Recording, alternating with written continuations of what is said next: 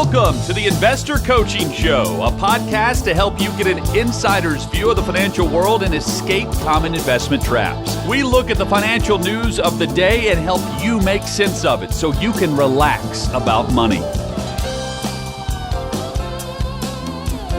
Let's take the academic nerd glasses off for a little bit and talk about why you're playing the game in the first place. We've had a bunch go on this week. Of course, it was the 24th anniversary of 9/11. I can absolutely remember where I was. I had just dropped off our two sons and our daughter at grade school. They were in first grade and kindergarten, respectively, and was driving to work. Turned on talk radio, and yes, I was listening to talk radio back then.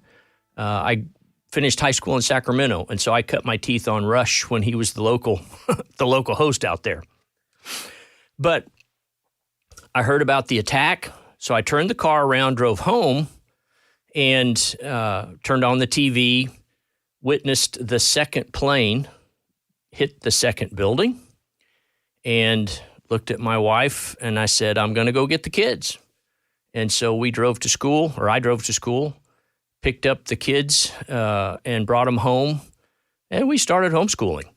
And, that pretty much changed the trajectory of our life.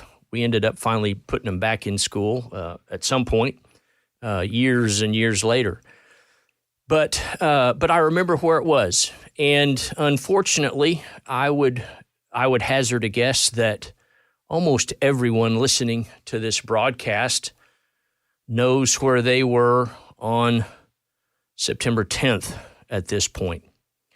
And so I want to touch on that because there's been a lot of conversation. I'm not going to get into the social media stuff and the back and forth. That's for Monday through Friday. But I do want to look at it from an investment standpoint. We're going to talk about discipline and the impact of holding to your principles, actually having principles and not being whipsawed by the investment culture of the day. And so I want to talk this segment about the American dream. And, sometimes we define a thing by what it isn't. If I were to ask each of you, what is your definition of the American dream, or how would you describe the American dream? You'd probably give some answer, which would be, meaningful for you. But for us, the American dream is not about an amount of money or the size of your portfolio. It's not a place to get someday in the future. It is not about material things or possessions. And none of those things are wrong. I like my toys as well as the next person. These days, they take the form of, chicken coops and weed eaters, no sports cars or fast boats or anything like that. But, for us, and this is why I want to start with this. For us, the American dream is dwelling in a world driven by purpose that can give you and your family an experience of freedom, fulfillment, and love. And I'm going to guess most of you would agree that we have seen an example of that this week, or it's certainly been brought to mind with the countless videos and so forth. And we talk about purpose, and a lot of times when, the academic piece of the portfolio is critical, so don't get me wrong. But a lot of times if we get hung up on just the academics and we lose sight of why you are engaging in investing in the first place, why are you leaving the house at 4:30 in the morning from Marshall County or Lawrence County or something like that to get into town by 7 o'clock and beat the traffic, make money for your family or yourself? What is driving you for this life, liberty, and the pursuit of happiness? And so, we need to talk about purpose. And when we address that, again, sometimes purpose could be summarized in one word. for you. It could be giving. It could be service. It could be security. It could be freedom. It could be adventure. Or you could have a lengthy description of what your purpose in life is. But you really want to get to the place where your purpose in life is aligned with your purpose for your investments.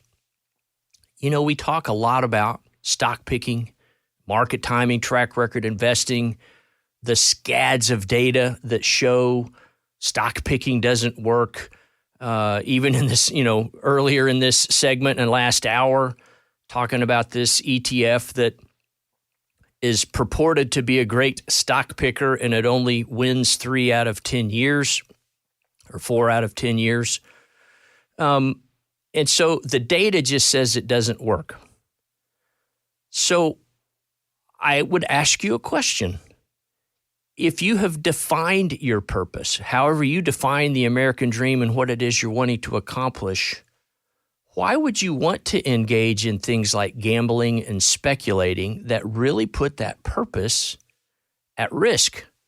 Why would you want to get swayed by, Bitcoin, or I want to put it all in 3D printing, or now, the conversation today is AI. And, I want to invest in AI companies or so forth. And fine, some of them are going to win. A lot of them are going to lose, and we won't know that for weeks or months or years to come. But you really want to give some thought to, is my purpose so faint, almost like looking through gauze as opposed to trying to look through a wall? Is my purpose so faint that I'm willing to take those extra risks, that I just really don't care that much? And so let's talk about just the American dream. And, I think from my perspective, this is my opinion at this point. It's not a scientific study. I think Charlie Kirk and, frankly, his wife Erica now are great examples of how we would describe the American dream. None of the conversations the last few days were, I wonder what their portfolio return was over the last 3 years. I wonder what their net worth is. No, it was, the conversations have been about their purpose. What was he out to do to change in the world? And I'd heard a commentator talk about it, and I think this is kind of what prompted this conversation, is he was really about reinstilling the American dream as well as the Christian worldview that surrounds that, because, frankly, that's how the nation was created. But, we do have people out there that say the American dream is in question. If you spent any time on social media just related to this recent tragedy, there's clearly two sides, some that are just heartbroken and saw the purpose and the character of that, and then some people that were frustrated that more hadn't happened, and they weren't all that depressed that somebody had lost their life doing what they believed in. So there are people that say, the American dream is in question. It absolutely has its critics. So let's look at a couple. Pew Research had a quote, "A growing share of Americans say affordable housing is a major problem where they live." I think that's one of the reasons Mamdani is maybe doing so well in New York, is people are worried about affordable housing.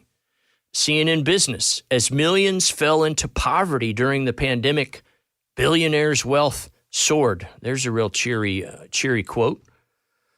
The final accounting, Bidenflation, many Americans gripe that the cost of essential items went up and stayed up, causing lasting harm to their purchasing power.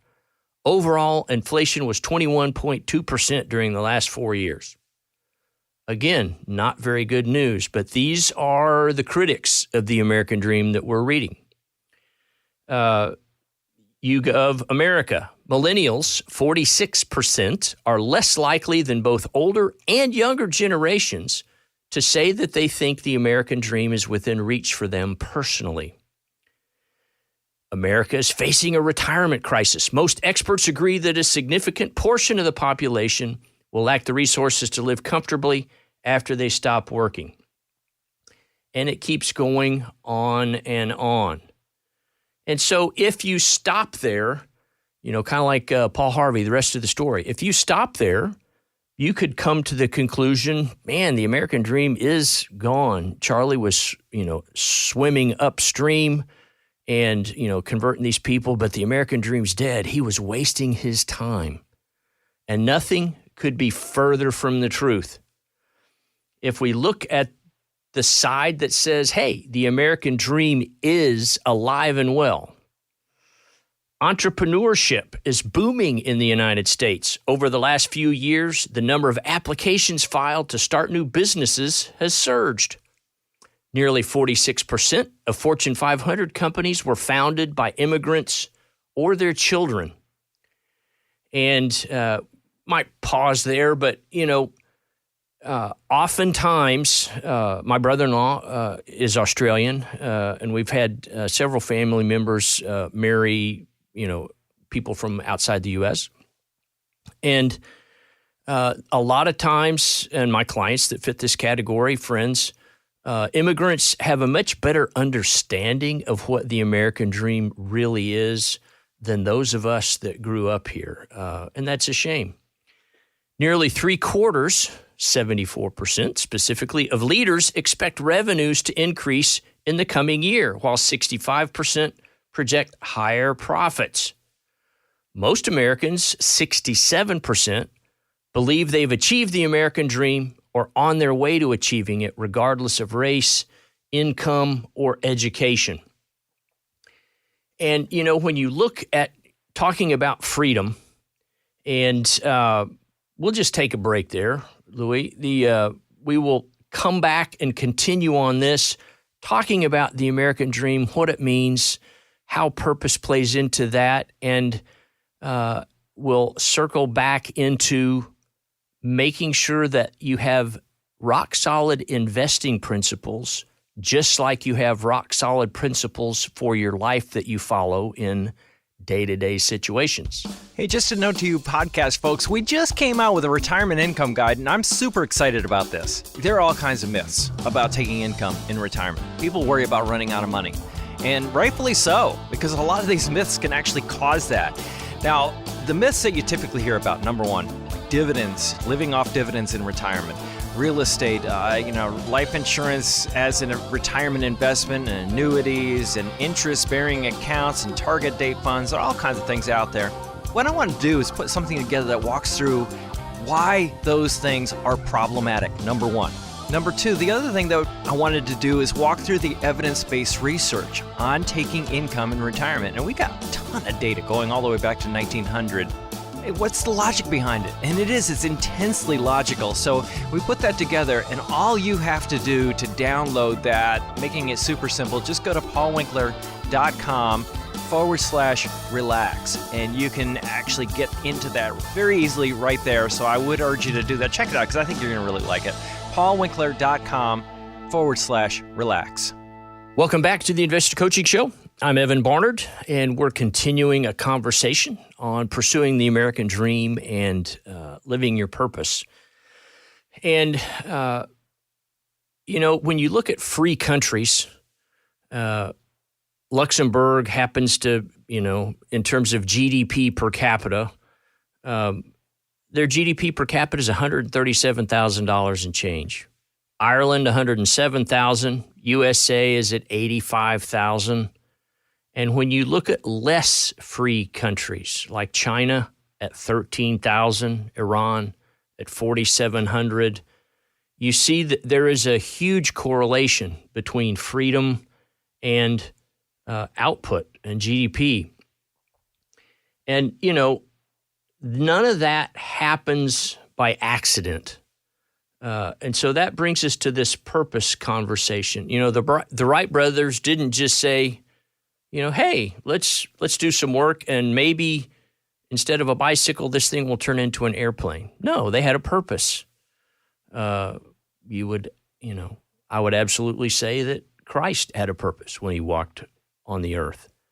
And so purpose is not this touchy-feely, fuzzy thing. Nothing great happens without purpose. And you think about America as a nation, and we take our hit globally sometimes in the press, but Americans donated almost $600 billion to charity in 2024. 0.6 trillion that we gave to charity, some in the U.S. and some, outside of the U.S. But for you to have the American dream, number one, you have to be the one to define it. I can't give you your American dream. You can tell me about it, but to achieve your American dream, you've got to be 100% responsible for that. And again, remember that this isn't a number or a place you get. It's an experience of creativity, commitment, and communication. And so really your American dream lives in your communication. And again, the reason for this conversation today is Charlie Kirk and frankly the entire Turning Point organization, but Charlie Kirk in this respect was absolutely living his American dream and will be remembered for living his Christian faith and having those principles to guide him in that whole thing. The American dream lives in our conversations. And he was also a great example of to live your American dream, you have to help other people create theirs. For me to live my American dream for my family, I have to help a bunch of clients achieve their American dream. If you happen to sell cars and that's your profession, for you to live your American dream, you've got to be the best car salesman out there and create a relationship and have people get the car that they're going to be the most happy with and, so forth, or, accomplish what they need to do so they can get to work, provide for their family. You living your American dream hinges on helping other people get theirs. So it was interesting, since this is the investor coaching show, I do want to get into some investing stuff. This morning, I went into ChatGPT and I said, what are the potential impacts to various sectors of the stock market, both in the U.S. and globally, that arise from the assassination of Charlie Kirk?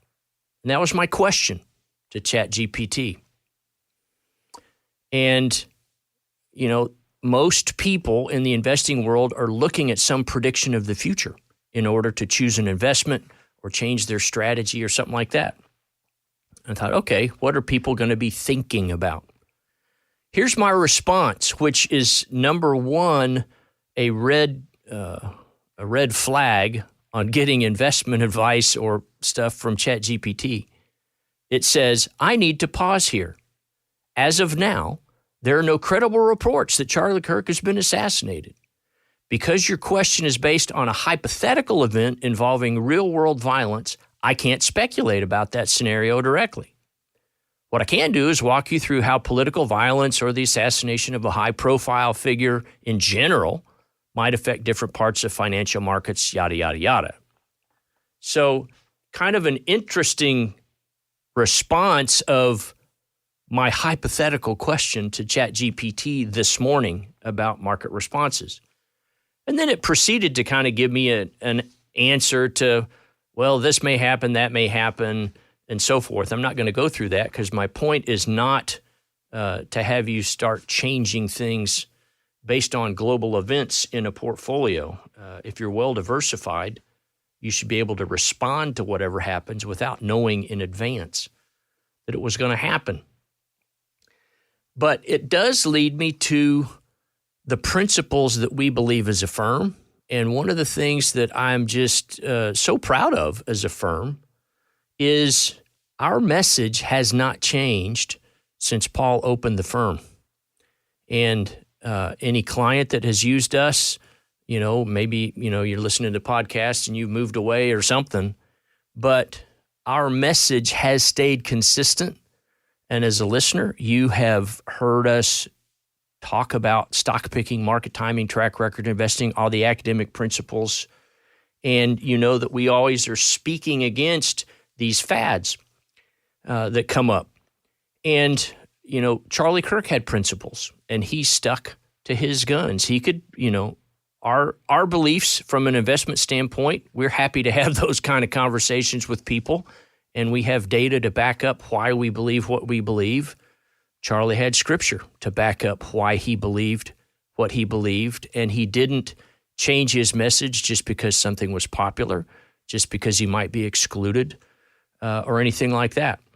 And I'm not comparing our adhering to an investment philosophy as putting ourselves out like that, but I do want to draw the comparison.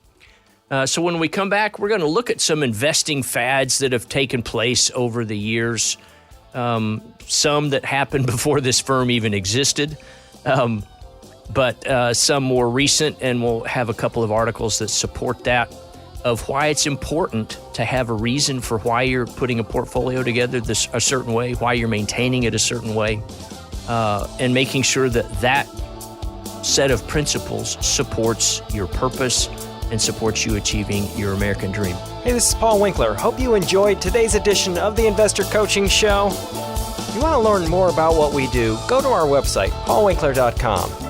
Until next time, I'm Paul Winkler, reminding you that I believe that more educated investors are more confident investors, and confident investors are more successful investors. Have a great one.